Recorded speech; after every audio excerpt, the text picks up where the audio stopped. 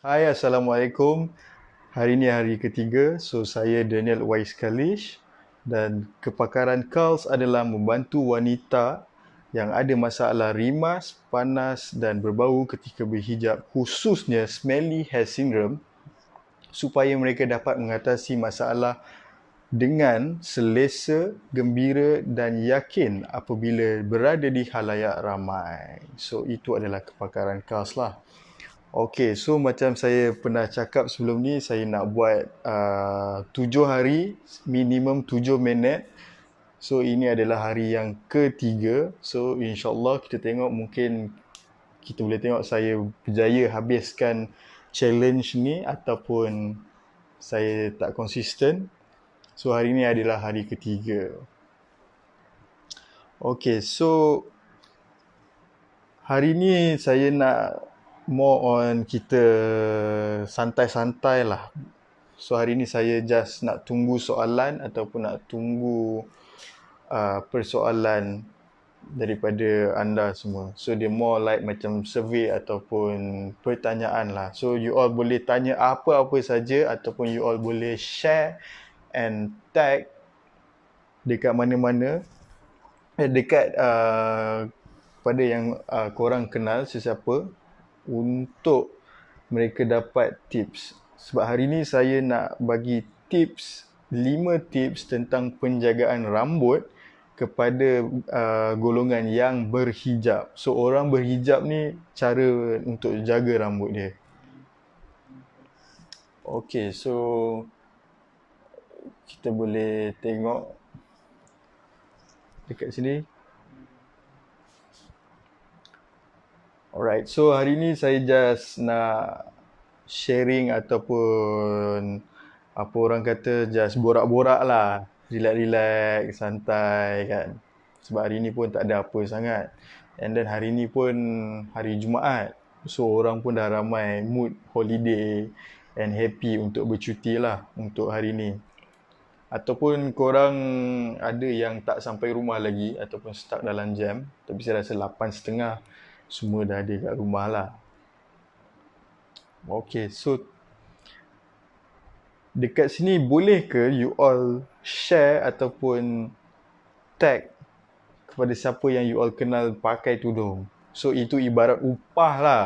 Sebab benda ni free, saya bagi tips ni free, tapi ini macam upah untuk bagi saya lebih semangat lagi lah. Ataupun you all boleh komen you all daripada mana, so saya boleh shout out and saya tahu you all daripada mana. So dia macam two way communication lah. So dia lagi best bila kita borak-borak. Okay, so hari ni saya nak, macam semalam saya ada share tentang pengalaman saya macam mana nak ni. Oh, Syed Syahid is watching. So wave balik. Syed Syahid daripada mana tu? Boleh saya tahu ke? You daripada mana? And then you ada masalah kulit kepala ataupun you ada masalah rambut ke? Manalah tahu. Sebab kalau hari ni kita punya topik is penjagaan rambut yang berhijab, tapi kalau you ada isu, tak apa, no hal, just bagi je, saya boleh tengok juga, InsyaAllah mungkin boleh bantu sedikit sebanyak. Oh, daripada Pekan Pahang. Hai, Assalamualaikum. So Syahir, ada apa-apa problem ataupun you punya rambut dah sihat ke? So saya harap sihat lah. And then kalau you ada kenal siapa-siapa yang pakai tudung ataupun ada isu kulit kepala dengan rambut, boleh share dekat diorang ataupun tag diorang. Mana tahu benda ni diorang boleh ambil tips ni and amalkan supaya diorang lebih, apa orang kata, lebih lebih best lah bila diorang dapat solvekan isu yang diorang ada dekat rambut dan kulit kepala. Okay, sebelum saya nak start 5 tips penjagaan rambut, so hari ni saya nak sharekan 5 sahaja. Hari ni tak banyak. Hari ni saya just nak sharekan 5 sahaja. Hai Syabil Yahya. Weh balik, alamak. Tak Alif pula. So, Assalamualaikum semua. Hari ini saya just nak sharekan 5 tips penjagaan rambut bagi yang bertudung. So, mostly yang ni perempuan lah bertudung. Laki mana pakai tudung kan. Tapi laki pun boleh ambil tips ni juga sebab ada jenis lelaki yang suka pakai dalam masa yang lama. And then benda tu sebenarnya sedikit sebanyak akan affect you punya kulit kepala, akan bagi rambut gugur, akan rosakkan kulit kepala you. And then yang the best part is benda tu dia akan jadi tempat pengumpulan bakteria. So, sebab you letak topi and then you punya kulit kepala susah nak bernafas. So kat situ bakteria akan terkumpul.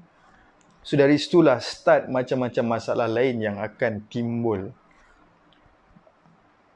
So sebenarnya masalah rambut ni sangat-sangat penting, tapi kebanyakannya benda ni agak sensitif untuk orang Malaysia nak borakkan lah, ataupun kita nak bincangkan secara open. Sebab benda ni macam situation dia, kebiasaannya orang bukan kadang-kadang tak nak tegur you ada masalah rambut, tapi kadang-kadang orang segan ataupun orang tak nak you terasa hati kalau dia bagi tahu,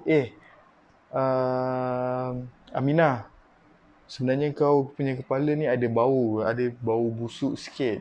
So sebenarnya kau ada problem, sama ada kau tak shampoo ataupun kau ada penyakit lah. Dan dekat situ orang boleh chop you as a pengotor, jijik, pemalas. Sebenarnya kadang-kadang ada je yang saya kenal, dia satu hari banyak kali dia shampoo, dia jaga rambut dia, tapi still juga ada bau busuk kat kepala dia. So kat situ banyak orang yang salah anggap, yang orang ingat dia ni pengotor, pemalas, tak jaga kebersihan, harapkan muka lawa tapi tak reti nak jaga benda lain. Macam contohnya kepala lah, kepala rambut. Sebab perempuan ni orang kata mahkota dia adalah dia punya kepala dan rambut. So if you punya kepala and rambut pun dah fail, so mahkota you pun itulah mahkota you. You melambangkan mahkota you. So kalau fail lah. Kalau you jaga and bau wangi, bersih, sihat, superb. Sangat-sangat best.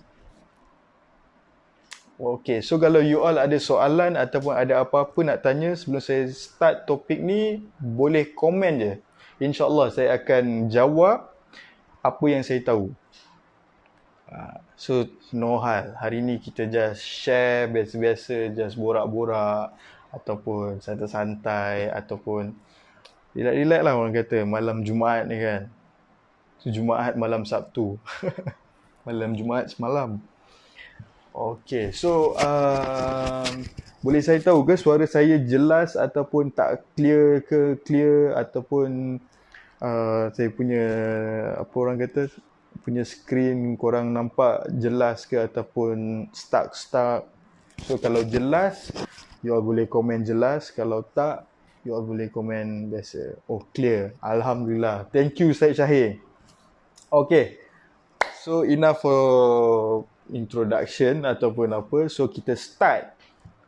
Okay, hari ni saya just nak share 5 tips, and hari ni tak panjang sangat live ni. So first, okay, so penjagaan rambut ni sebenarnya kita ada 5 yang kebiasaannya majoriti ada.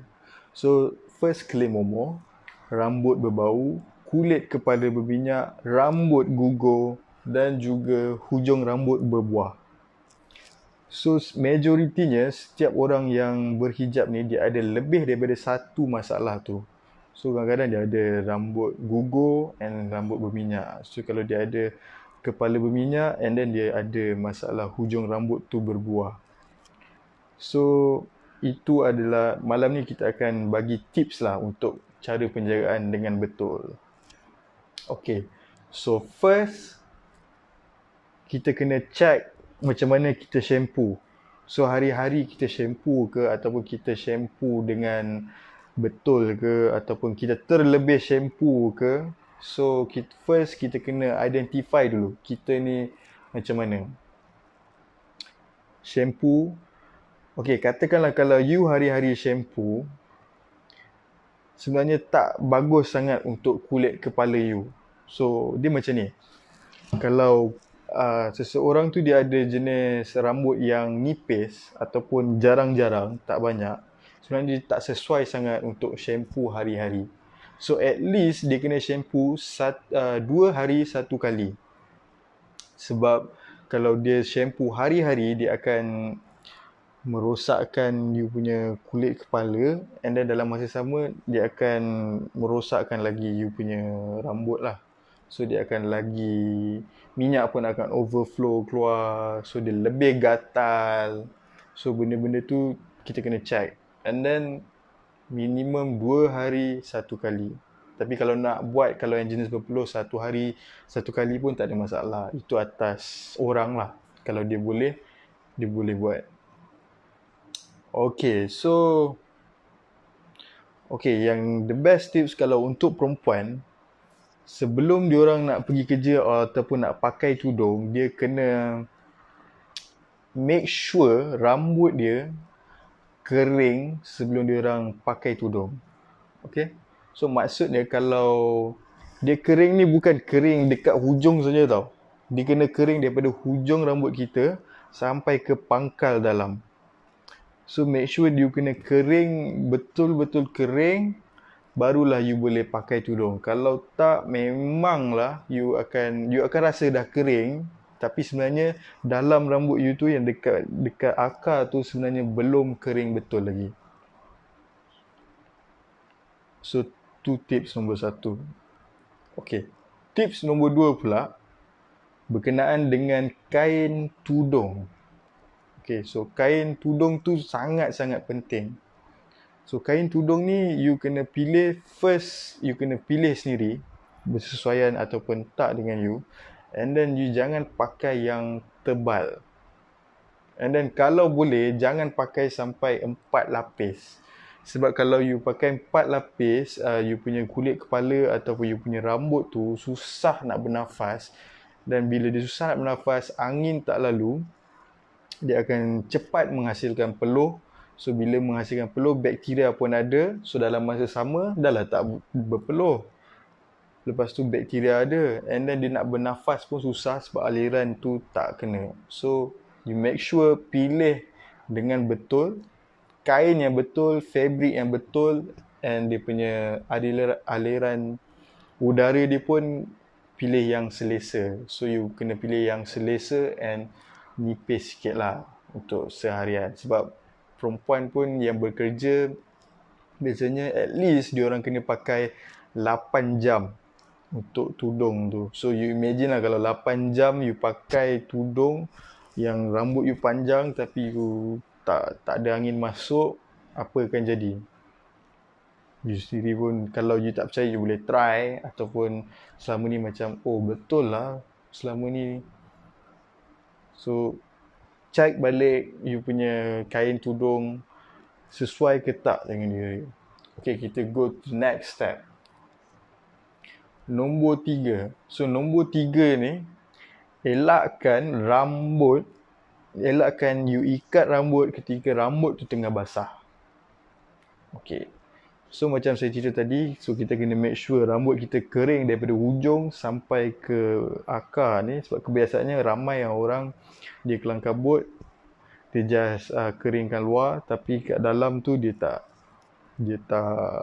keringkan.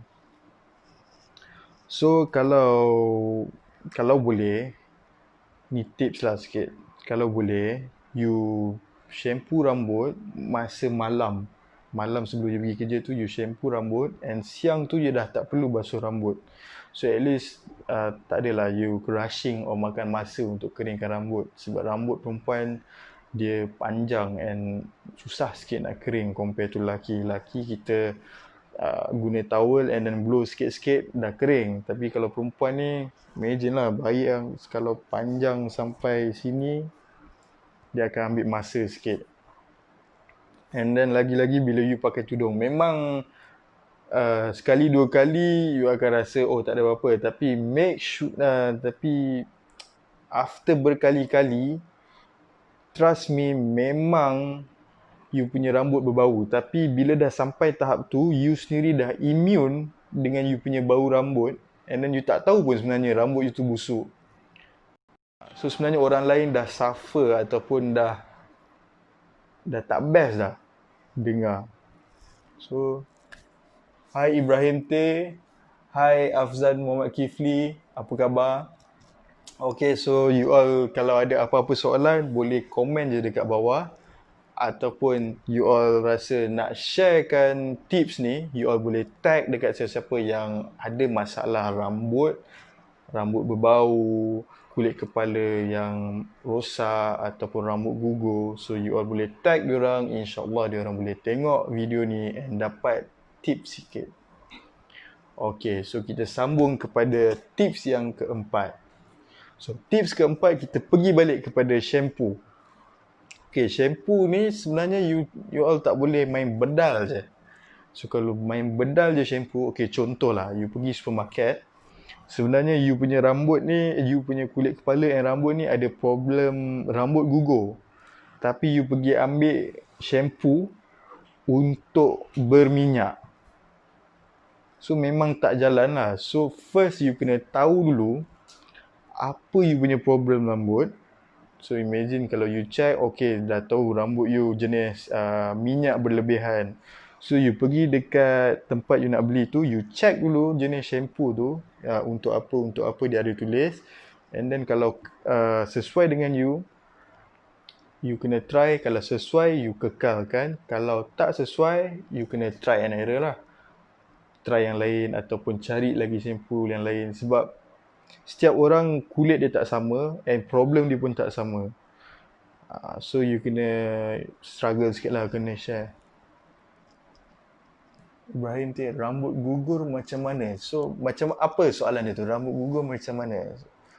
Okay, so kalau rambut gugur, kita kena, dia ada banyak aspek lah kalau rambut gugur ni. Rambut gugur ni berpunca daripada pemakanan, berpunca daripada kalau you jenis pakai topi lama pun, itu boleh jadikan rambut gugur. So rambut gugur ni berpunca daripada pemakanan, kulit kepala you and lifestyle you.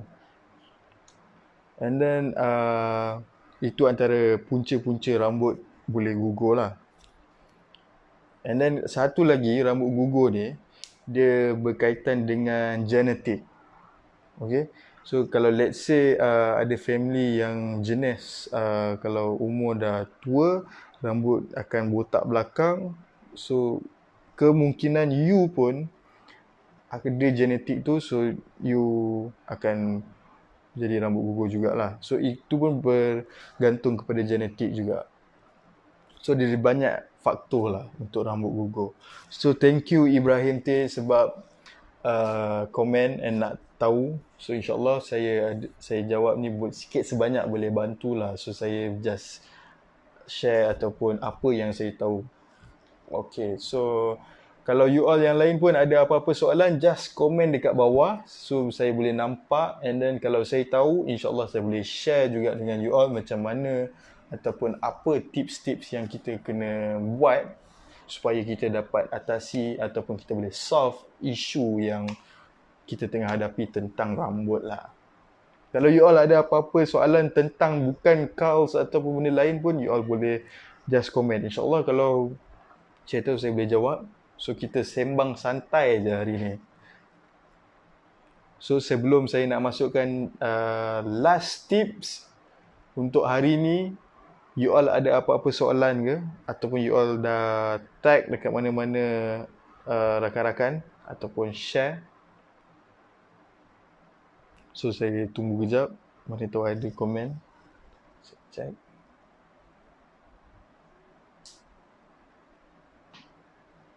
Okay, sebab hari ni saya tak plan untuk live lama sangat pun. Sebab hari ni just saya ada hal sikit kejap lagi. So, okay. So kalau tak ada apa-apa lagi, insyaAllah saya boleh go the last tips untuk hari ni. Okay, so hari ni tips nombor 5 yang terakhir untuk hari ini adalah rawatan rambut. Untuk wanita berhijab, cara diorang nak, ini adalah tips penjagaan rambut untuk orang yang berhijab. You all dalam sebulan at least sekali you pergilah salon ataupun you pergilah tempat untuk boleh buat scalp treatment. At least sekali, sebulan sekali. Kalau let's say tak ada masa ataupun malas pun, buatlah 2 bulan sekali. So you boleh check and tahu apa you punya masalah. Kalau terlambat pun tak apa. So lepas tengok video ni ataupun you dah tahu, you boleh pergi check dekat mana-mana salon yang boleh buat treatment. So you kena check, benda ni sangat-sangat penting. So macam saya share semalam, saya cerita semalam, ada kajian yang kita orang buat, memang ada punca penceraian dekat Malaysia ni berpunca daripada rambut. So itu adalah satu punca dia. Dia dengar macam kelakar tapi sebenarnya sangat-sangat serius benda-benda ni. So harap you all malam ni dapat sedikit info, ataupun you all ada apa-apa nak komen ataupun apa-apa yang you all rasa kekurangan dekat sini, you all boleh komen.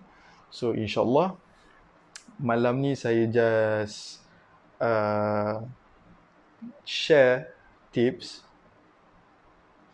Oh, sebelum saya lupa, ada yang tanya dekat saya, kat mana nak beli curls ni, so macam mana, berapa harga dia semua. Okay, so macam saya nak bagi tahu, sebenarnya curls ni dia belum launch lagi. So bila dah launch, barulah you all boleh dapat dekat ejen-ejen kita orang. So for now kita orang tak buka lagi untuk penjualan, tapi kita orang just buka untuk slot, untuk siapa nak jadi agent and stockist kami lah. So slot dia pun dah tak banyak tempat, so stok pun tak banyak. So kita orang just sikit-sikit je sekarang ni, sebab ramai dah yang jadi kita orang punya stockist. Okay, so saya rasa itu saja untuk saya malam ni, insyaAllah. So kalau ada apa-apa, you all boleh share, tag, and then terima kasih yang kepada dah tengok. So saya harapkan semua dalam keadaan baik and you punya rambut pun dalam keadaan sihat. So itu sahaja daripada saya. Assalamualaikum dan bye-bye.